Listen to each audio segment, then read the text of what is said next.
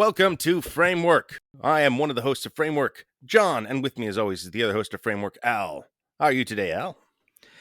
I'm pretty good. We're talking about Star Wars again because that is the way for us. We're on a Star Wars kick right now. We're thinking about Star Wars. We've got our Knights of the Old Republic 2 episodes out. We've got Mandalorian back on television. It's an interesting time, I think. Is it, though? So here's my thing about as the Mando comes on, and I'm struck by how progressively not in love I am with this show that I thought was pretty decent to start with, but has just sort of failed to develop into anything engaging for me.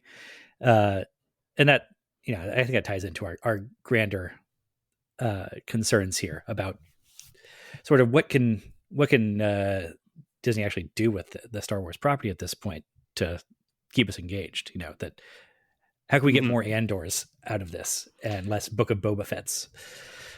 Well, here's Andor came out, and Andor, I was done here. I was kind of just like, I can't stand any more of these. This came after Book of Boba Fett and Obi-Wan Kenobi, which I enjoyed the first couple seasons of Mandalorian just fine.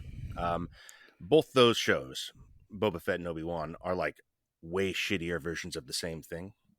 They're just even less accomplished and much more familiar now that we've had a bunch of Mandalorian and a bunch of these shows.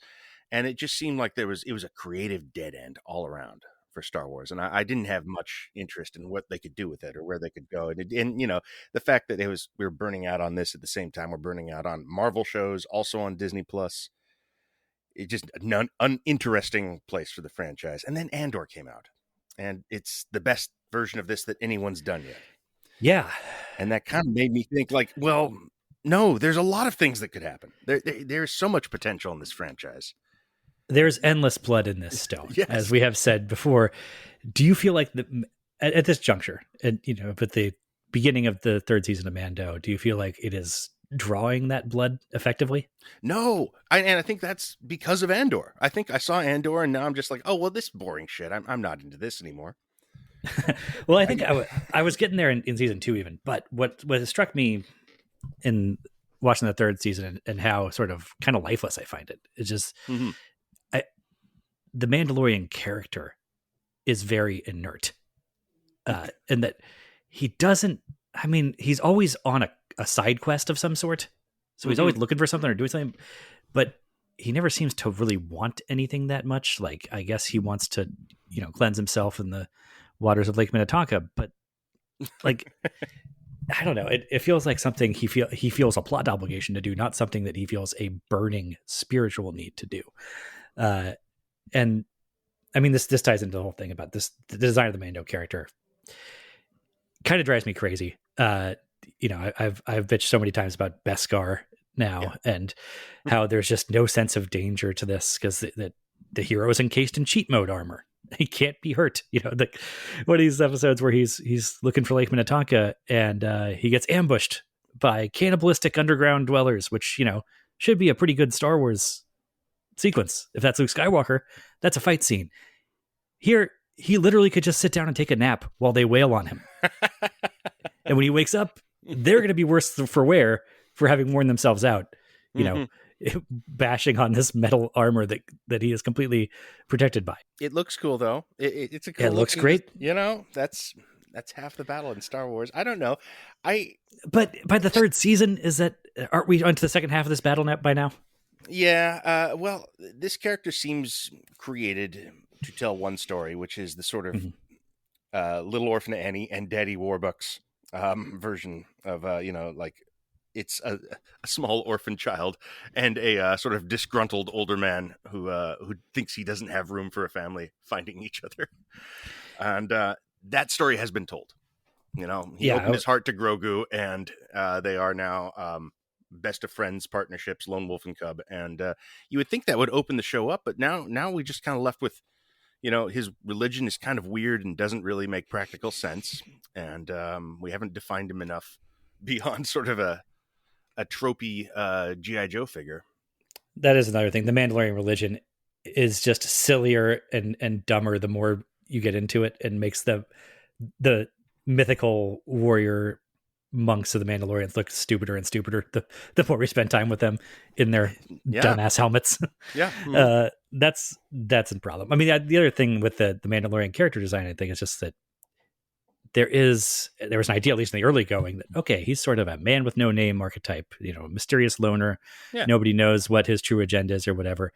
Always somewhat undercut by this being on Disney Plus, so it's a PG realm where he's not going to be doing anything actually shady, but whatever. I think the bigger problem is just that this then makes that our main character that we're following around a man of few words, but also a man with no face. So we really have nothing to grasp onto. He's just this blank surface.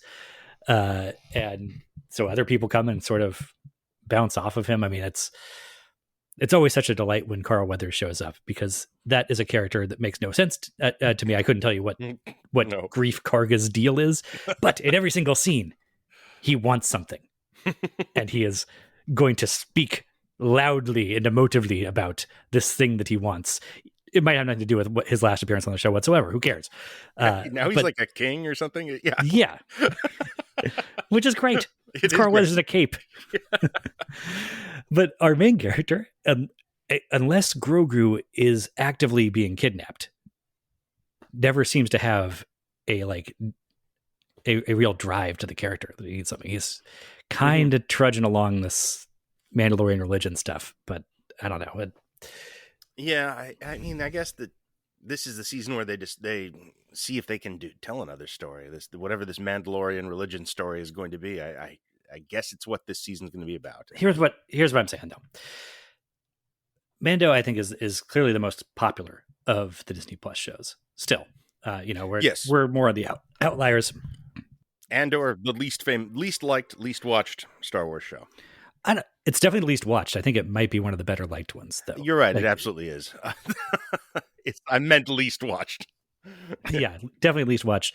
But nobody's going to bat for Obi-Wan the way that people will defend Andor. People like us. Now, but the Mando, I'd say, the show nails the aesthetics of Star Wars, which is a pretty big chunk of what we want from it. But it seems like, apparent to me now, there's just not much else here, and it's really starting to feel to me like this entire show written by ChatGPT. It doesn't really feel like anyone was deeply inspired creatively by this. Yeah, it's like you plug in some Star Wars stuff and tell it to spit you out a Star Wars plot, and it does that. It misses the mark slightly. It feels like the dial's turned about 20% too far in the direction of Dungeons and Dragons, with some of the high fantasy stuff that goes on with the Mando things. I mean, it's Saturday morning Star Wars is what I've come to think of it as. It is kind of back to the roots of being intended for, explicitly intended for a younger audience than I am, at least. And maybe that's it. I think if I were 10 years old, I would probably like The Mandalorian more than anything else right now. That was exactly my speed around then. It's perfect like family television entertainment. I feel like I just don't, at this point, that's not really as exciting to me. Yeah. Again, the lack of inspiration. Like, can you remember a single line of dialogue from any episode of The Mandalorian? This is the way, man. I guess that's the one line. That's it, though. And the sort of blankness, so the blandness to the dialogue, it's offset somewhat by the Star Wars aesthetic being so engaging, but it's then compounded by what I'm saying, like, our hero is a blank template. It's an action figure template with very much so, with no face, no voice. He's like a placeholder protagonist. Like, the idea of Boba Fett, but a nice guy, and then he's nothing really else. There's hardly a voice. Like, the whole performance feels like it can and maybe is at this point being done by a not very extensive Pedro Pascal soundboard. Yeah, I mean, it's oddly enough, one of the fascinations of this show is wondering how much Pedro Pascal is actually in it while you watch it. Like, I'm going with close to zero. It could be zero is the thing, and that's kind of exciting. But I don't know. He might be there one of these days. Like he Oh, shows up every now and then. He takes the helmet off once a yeah. season, and Once per season, yeah, exactly. It's it's like they have the, I don't know, the heist episode, Halloween heist on Brooklyn Nine-Nine or something you have to do every year. It's the Treehouse of Horror. He'll take off his Pedro Pascal will show up for one day to the actual set. Of course, it's not actually a set. It's all the volume, which is sort of the Chat GPT of set designs. It's good and it's still lifeless somehow. I don't. Yeah. Like that giant crocodile attack scene at the beginning of the season. It just, it's on paper, a lot of things I enjoy in that scene. A lot of stuff I want to see. And it's not even poorly shot per se. It's a cartoon. It's just a cartoon though. Yeah, it's a comic book splash page. Yeah. Not bad there.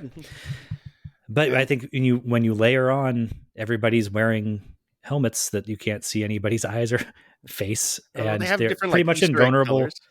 Yeah, but they're on an elaborate green screen background too. It's just all kind of unreal, and it feels like the whole package is sort of drifting towards becoming a fully automated Star Wars production thing that can just spit out an episode of vaguely Star Wars related content in a way that doesn't look bad.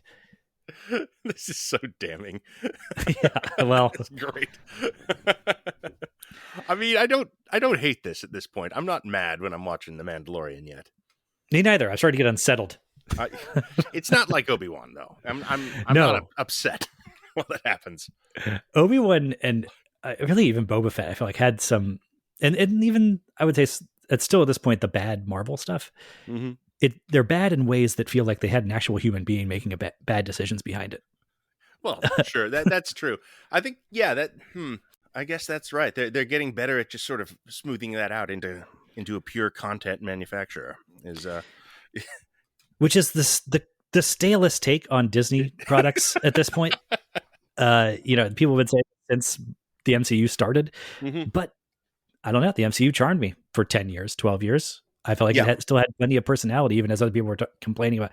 Like, yes, they have a similar plot structure because they're all working in a genre, even a subgenre, perhaps is the same. And there's sticks Infinity Stones. Yes. Yeah. Yes, of course. Different colored rocks. But all the heroes had these different personalities and they were fun to watch bounce off each other. And, they're just, other than Carl Weathers, like, who were the personalities on the Mando? I know we're not going to see Cara Dune again, but could you tell me anything about her personality? I mean, I think Bo-Katan is basically a better version of Cara Dune at this point, right? I mean, yes. Like, that's just an improvement in every way. She's a good character. This show has fun performances. You get like Michael Biehn shows up for a week and stuff like that happens. Michael Bihn's good. Oh, we always like seeing Timothy Oliphant. Yeah, like, exactly. That's you see those.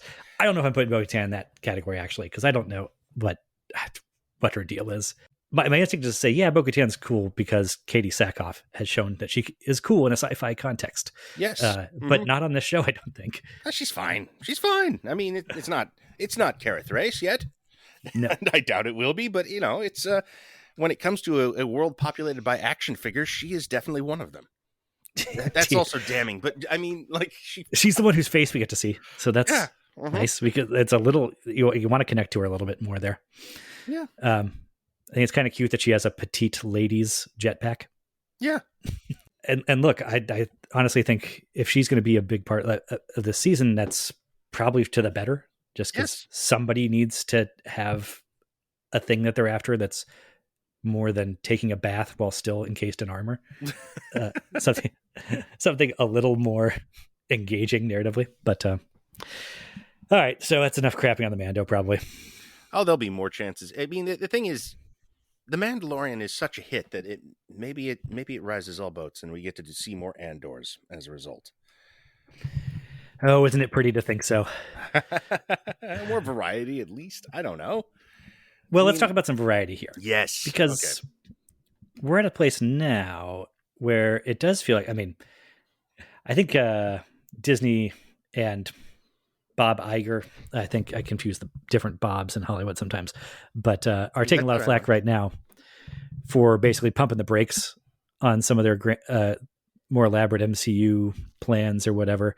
I guess that makes him the villain, that he's like taking away work from people that were going to be on the Agatha Harkness show or whatever. But from a purely audience perspective, I'm like, yeah, slow down this pipeline a bit. Yeah. Work hard on these things, get some concepts in there, get more Andors, maybe, and less Marvel streaming shows or Boba Fett's that clearly have like 2 episodes of story ready when they start shooting and almost figure it out by the end of the season, but don't.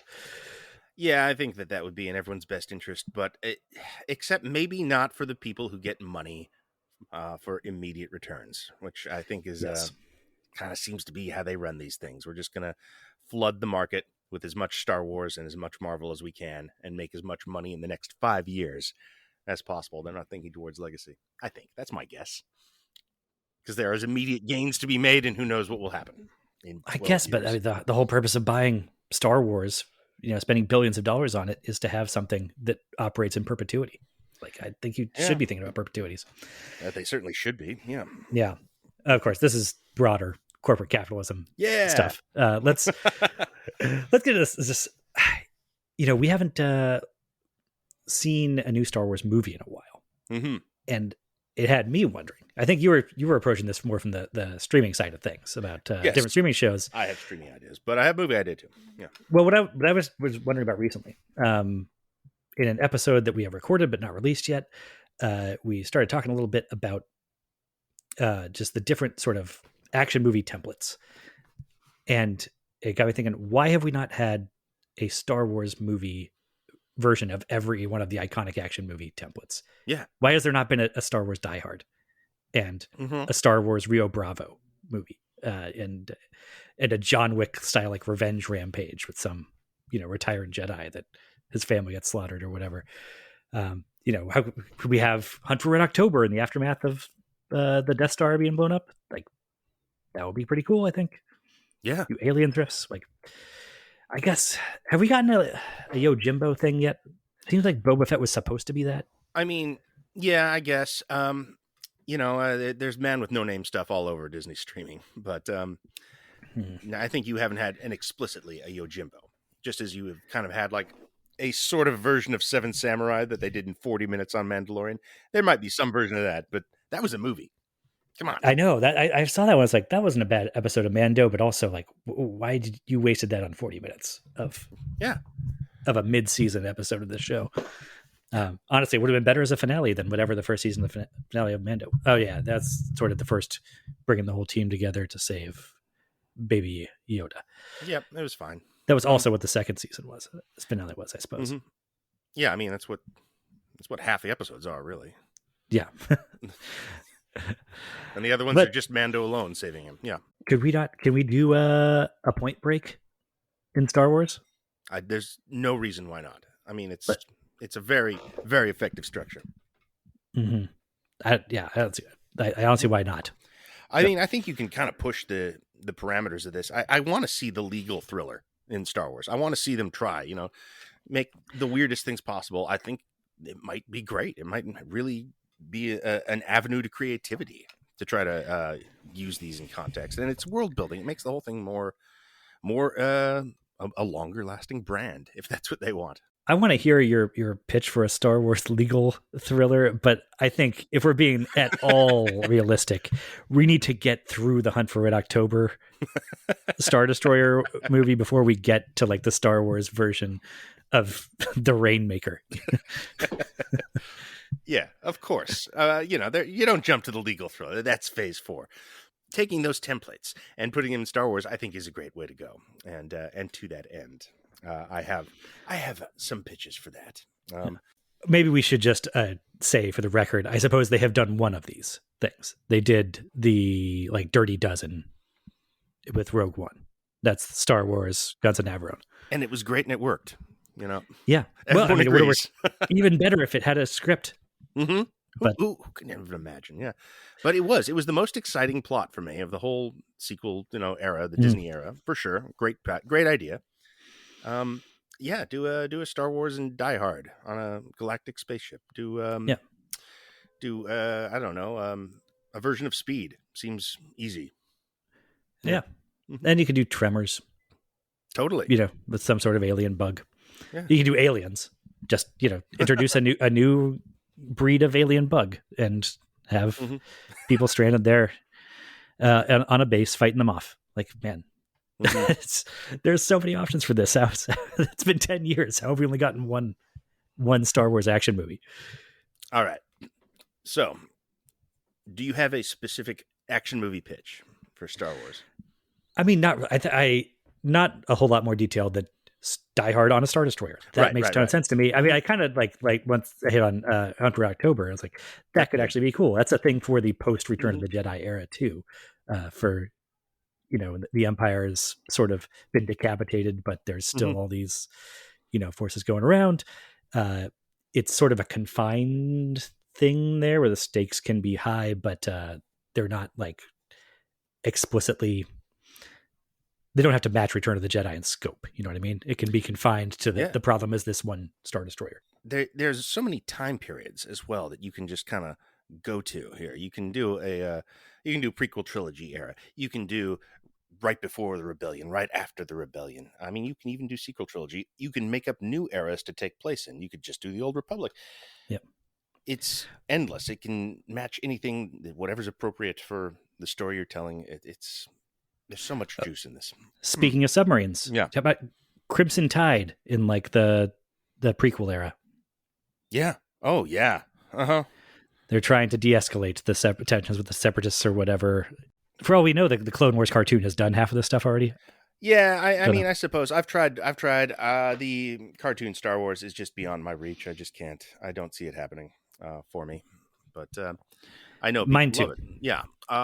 I would get into it if they weren't committed to the animation style that I just loathe. That's a big part of it. Yeah, but there's probably ideas that have been broached here, but there's definitely ones that haven't too. I've seen enough of that show to know they're not getting into the media and finance of the Star Wars universe, particularly, and that's kind of where I'm interested in seeing them go.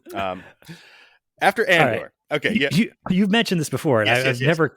I can almost see how this works, but not quite. Like, how do you think that, like, what era are we in? Are we on Coruscant? What are we doing here? We're on. Okay. Basically, I think Star Wars needs to do a version of Dallas or Succession, I guess would be the more modern, the version that more people would be familiar with. But that sort of rich family soap opera about dynastic power and generational wealth. And I want to see them try this in the Star Wars universe. I guess you get little hints of that with the Mon Mothma stuff in Andor. Exactly. Andor was the show that showed me this could happen, that they should do this. Basically, the Andor, the Mon Mothma stuff from Andor as a whole show is what I'm pitching here.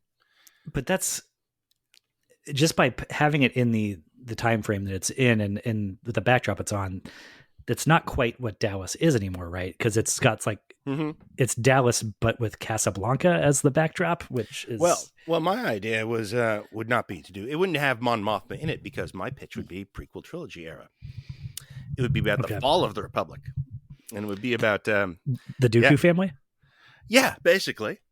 He's a count. Sure, absolutely. So yeah, I mean, there must be some money there. There's certainly room for Count Dooku to appear on this show. Okay. Don't worry, Count Dooku is always welcome. But yeah, you call it like Coruscant or something. But it's a soap opera about rich people making money in Star Wars at the end of the Republic's life, and so you have kind of failing infrastructure and failing systems, and maybe there's maybe there's Jedi who are kind of on the take a little because they're a bit more debased, and you can get into the relationship that the Jedi Council has to wealth and power beyond just the Senate. Talk about a Rupert Murdoch figure in Star Wars, and his kind of progeny and dynasty, really generational wealth.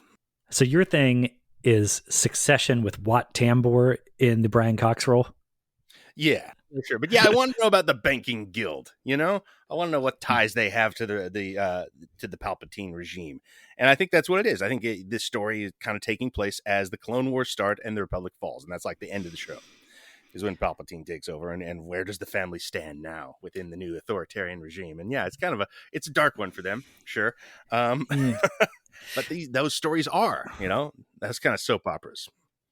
It does seem like this is kind of going to be a little hard to do without stumbling into some like deep state Illuminati lizard people subtexts. Possibly, because sure. Palpatine actually is, Yeah, operating a grand conspiracy behind the scenes to rule the universe. yeah. Well, that it's timely. See, Yeah. it's. But I mean, I think you'll have to have the family split. That's one of the Oh yeah, children will join the rebellion, and one of them will join the stormtroopers. Absolutely. I mean, maybe they're not the most evil family in the world, like Succession. Maybe they actually have to kind of make a decision and take a stand. You can do that story. It's fine. It's still within the world I'm interested in telling. It doesn't need to be a just sort of irreparable downer of a narrative. Yeah, I think you could have it both ways by splitting the family. Have some of them, yeah. If it's it's a big family, have some of them be on the right side and some of them be on the wrong side. Maybe it's a little more north and south. We haven't had a Hatfield McCoy story in the Star Wars universe.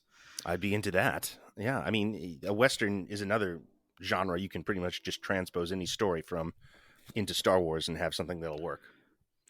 Yeah, that's one of my pitches would be basically do like Zorro on some frontier world. Of course, yeah, where it's ruled by some sort of baron, a banking guild baron or whatever the hell, probably a mining guild. I don't know, because they got to be despoiling the natural splendors of Sullust or whatever the hell it is. But just to be fairly isolated, and there's sort of a vigilante Robin Hood figure fighting against this this Grand Moff that owns this quadrant of whatever sector of the galaxy we're in. Yeah it's a natural thing, and it feels like something they've been like dancing towards and not quite being able to figure out ever since the first season of Mandalorian. Yeah, that's probably what Mandalorian should be. Like once we get sorted out his religious crap. I guess there's sort of a travelogue quality to Mandalorian, but like other than that, I mean, it's a natural structure for these things and a natural structure for that character. So yeah, but they could just do that and it would be fine. Like do a good version of that, and I'm just as into it. You could also mix in there Timothy Oliphant's, but the character that I refer to as Ray Gun Givens. Yeah. Just have him doing some Justified stuff. Like that's been the promise of that character since he was introduced. I mean, well, Gunsmoke stuff at least, like episodic Western adventures with Ray Gun Givens. I mean, who wouldn't be into that? I don't know, probably a lot of people, but I would be. So yeah, but episodic Western stuff is a lot of what Justified was doing anyway, I guess. Yeah. I mean, look, for being honest with ourselves, this, no matter how episodic this starts, it's going to get sucked into serialized storytelling at some point. Because even like as much as The Mandalorian wants to be episodic issues of a comic book about the cool guy in the mask coming into town and squaring off with the baddie of the week, it still kind of gets drug into this, grander tapestry of the Star Wars universe. They can't help themselves, and it's not good. It's unnecessary. I think we understand these things are connected. I don't know that that's really an exciting sell anymore in 2023. All our things are connected. That's great. So is everything. So you look back on like, I don't know, like phase 2-ish Marvel, when you could just do a movie like Iron Man 3 that is essentially unconnected, like lightly, but you don't need anything really to just sort of watch it and understand it. And it's an open and closed story. And that just doesn't exist in any of this anymore. It's a shame. I mean, I think it's to its detriment. I mean, partly it's the Marvel influence. Yeah. That obviously from that shareholder perspective, we're talking about, that's the template you want all your IP to be in, because it's a money printing machine. The sequel trilogy not really satisfying anybody meant that the burden of propping up that whole interconnected story world has kind of fell on The Mandalorian, even though it was not designed to carry such a burden initially. It's a good proof of concept of a show that can kind of just exist on its own and not mean much. It can just be a pretty regular action show that doesn't matter in the scheme of things. But no, now it has to matter. Oh well. Okay. Here's some other templates, I think, to throw around, like Yeah. shows say how do you do this one in Star Wars.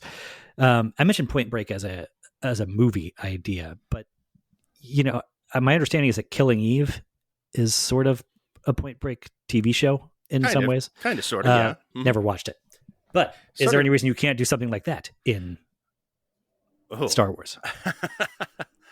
I mean, it's also sort of a Hannibal, which I guess is another part. It's also that template a little bit. We said you can do anything in Star Wars. I think we hit the limits of that. I don't think you could do a Hannibal in Star Wars. You could give it a shot, but I think 34. Let's get some of this low hanging fruit first. Yeah. But yeah, a cop show, basically. The format of a cop show seems natural and easy and obvious. And okay. I got 2 ideas for cop shows then. Okay. That one's like, I think, the easier way and then the more ambitious way. Mm-hmm. The easy way would be Lethal Weapon on Coruscant. Yeah. With just 2 mismatched cops, one's of this alien race and one's of, well, let's be honest. One's a white guy and one is, one's an alien. Yeah, a Rhodian or whatever the hell. But they did a Lethal Weapon TV show for a while. And it seemed to have worked out okay. Didn't watch it, but buddy cops. Somebody did, yeah. Buddy cops, of course. And yeah, yes, I want more of Coruscant. Really, the city, the planet that is a city. How does this work? Surely there's interesting stories to tell here. You can create entire cop worlds anywhere here, and yeah, do it. Why not? Give it a shot. Alien Nation stuff. You can criminal underworld. The gangsters are such a big part of Star Wars lore and not colorful gangsters, not desert gangsters, city gangsters. Right. People who run parts of Coruscant. Yeah, Yakuza style shit. Surprise me. There's so much you could do with that. Okay. How about this? This is my more ambitious concept that I'm piecing together here. We try and do like the Shield type cop show. Yes. Yes. Or it's a mix of the Shield and Sons of Anarchy, where maybe we start in the late Republic phase, and you got the sort of special cop unit that is sent after that's tasked with taking down the biker gang equivalent. That is the like running weapons. Yeah.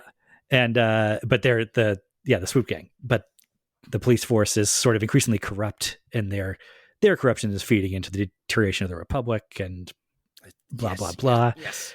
And then at a certain point, after a season or two, Republic falls. We now have the Empire. They're now like special stormtrooper units or whatever, but they're promoted, and the swoop gang criminals that they were chasing for the first 2 seasons have now become they're arms dealers, right? So they're supplying arms to the rebellion, and now they're kind of on the good side. Everything's flipping around. I don't have a super complex or well thought out idea for this, but that's a great pitch, and that's a great Kurt Sutter Star Wars show is the thing. That's how you do that. Oh man, that's really cool. They should do that. Wow. I made a note that you could do the A-Team in Star Wars, but I think that might be what the Bad Batch cartoon is. Could be. I mean, you definitely could do the A-Team, and if that's what they're doing with it, that's probably a smart idea. It's I'll never know. Right. My stepson made me watch the first one, and my eyeballs reject that plasticky looking Pixar animation. Absolutely. I would like to do a teen sex comedy in Star Wars world. You're intent on ruining this IP. Okay, here it is. Here's what this is. This takes place in the early part of the sequel trilogy. This is basically the show about what Finn should have been. Finn, that's a John Boyega character, right? Yeah, Finn. Yes, that's. It's about Star Wars Academy. It's about or Stormtrooper Academy. It is maybe a little Stripes. It is Yeah, Yeah. snobs versus snobs, teenage American Pie stuff at Stormtrooper Academy. I And am picturing the sort of like Belushi Bluto role being filled by a Hut. if they can do it on a weekly basis, yes, teenage Hut for that role, or college age Hut, I suppose. But the Imperials are perfect snobs for this sort of thing. I mean, you imagine the Imperial crusty old dean, the Imperial rich frat boys. Is there a way to Like, do snobs versus slobs that is not not a teen sex thing? Because sex in well, Star Wars is a tough one. well, I don't know. I kind of Maybe it's more I want bad a news bunch of these bears? guys trying to lose their virginity for a while. I think that should happen. Okay. I want kind of a show to do the teenage experience of living in the world of Star Wars. Yeah, I mean but it's going to be D3, the Mighty Ducks. You know, it's not going to be Porky's. That's fine. Yes, you're right. Well, it could at least be like a Riverdale, right? It could at least be kind of Okay. on the line. You don't need to have explicit Porky style nude scenes in this for it to work. It could be like the earlier PG meatballs. Okay. Or maybe you lean a little heavier into teenage melodrama shows and a little less into snobs versus snobs. But I want that crusty old Dean character. No, yeah. I think I'm getting this more now. The Riverdale unlocked it for me. It's Pretty Little Twi'leks. Yeah. And this is all my ideas sound stupid, yes, but they are also ways of filling out the board on what this universe is and how the systems in this universe work, how they do education in Star Wars, how close to Starship Troopers is it, is it explicit fascism that they're working under, what's it like to live in that, but there's also aliens running around, like there's world building in this that I think is fascinating. And whenever you apply one of these, because you have to figure out how those systems work. I mean, I think realistically, you're not going to start with the Riverdale, but maybe the more Dallasy version of it is. I mean, like the gangsters are all there. Is there a gangster? What's the most successful gangster show outside of The Sopranos? Because I don't think Sopranos translates to Star Wars very directly. No, not particularly. What's a more gangster-oriented gangster show that's like successful? I mean, I guess Sons of Anarchy to an extent was why I was. Yellowstone, I understand, is a version of crime syndicate shows. I've seen. Does Yellowstone have crime syndicates? I believe, I think they're a crime syndicate. Well, that's sort of. I guess that folds into the Zorro show. Kind of, because Yellowstone could be its own planet. Well, I think it's more to the Succession vein for that show. I think it's about a rich crime family. I haven't seen it. Well, maybe here's another show template that could touch on a lot of this stuff. Maybe tie some of it together. Is The Fugitive? Yes, of course. Especially because bounty hunters are such a big part of Star Wars mythos. An enormous part, yes. But depending on what sort of the crime is, I mean, maybe it's one of the scions of the Succession family is wrongfully accused by the corrupt Vic Mackey figure from the Shield show and goes on the run and has to visit 2 cowboy planets in a gangster world. He just goes through all these things. But yeah, just in the Fugitive thing, maybe you could even get a little Running Man in there. Yeah, I think if there's just a guy everyone's chasing, there's bounty hunters all over the world or the many worlds looking for him. That's a good dramatic engine, no matter what. You have a built-in reason to visit a new place every week and to have a brand new villain with minimal explanation or it's kind of the exposition. Old Incredible Hulk show, yeah. Which again is kind of what Mandalorian can be at its best, I guess. Yeah. The old Incredible Hulk show was kind of The Fugitive, wasn't it? I mean, that's totally. It was. What's some of the weirdest? I mean, could you do The Prisoner in Star Wars? I think you absolutely could. I mean, you could do a super weird prison planet movie in Star Wars, no problem. Well, you could do No Escape for sure. Yeah, you could do No Escape. I mean, I don't know if you could do something as Lynchian as The Prisoner, No, but you can, with the sci-fi stuff, you kind of have a get out of jail free card to be like, oh, but that was holograms or, like that, what they used in Andor, that torture device. Yeah, cool. They can scramble your brain. And Well, I mean, you could do it. I'm just, yeah, like you said, they probably wouldn't allow you to. I mean, they would support it. Right. I mean, Yeah. it's going to be Lynchian the way that Mandalorian is like High Plains Drifter, you know? Sure. Yeah. Yeah. I mean, there's room for it. If it would, like, artistically, it would be successful, I guess. And yeah, I would love to see them get to a point where they have the freedom or the courage to do something like that. As with all of these, you know, I don't know how realistic the teenage sex drama is, but it would work if done correctly, I believe. Well, I think the way to get it, to sneak it in, is as, you know, one branch, one D plot of the grander Dallas Succession show. It's the youngest kids storyline is at boarding school. It's an elastic concept, the Dallas thing. So yes, I think that has room for it. Absolutely. Yeah. Okay. Good. Yeah. Youngest kids in boarding school. Oldest is the corrupt cop. Middle child is dating the head of the swoop bike gang. Mm-hmm. Yeah. Yeah, I know. I'm starting to sell it. It's right? The spine of an entire expanded universe. It is. There's so many stories you can tell from that one. And I mean, that's really what this is. That, I mean, in a microcosm way, all of Star Wars can support this kind of branching off, and I'm interested in seeing them try it.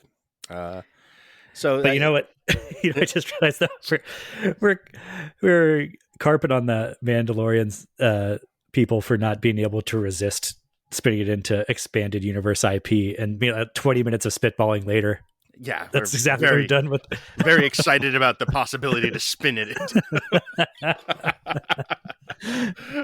Well, there you go. We got to interconnect them all, man. There you go. I don't know how it happens. Maybe the point there is that the Star Wars universe is so expansive that you could do these 8 different show concepts within one show if you were creative enough, if you were good enough at it. I have one more pitch idea for you. Okay. I want to do I want to do the story of Jar Jar Binks' father, George R. Binks. George R. Binks. Yes, George. As in George R. R. Martin? Like, you see that he's a fantasy novelist? That's no. And here's the thing: this is an adaptation of an existing comic book story that already exists. The Jar Jar Binks' father story. Really? Yes, and his name is George R. Binks. He is sort of a Napoleonic era sea captain. Okay. Sort of an Ahab-esque whaler figure, but a little more, little fancier, and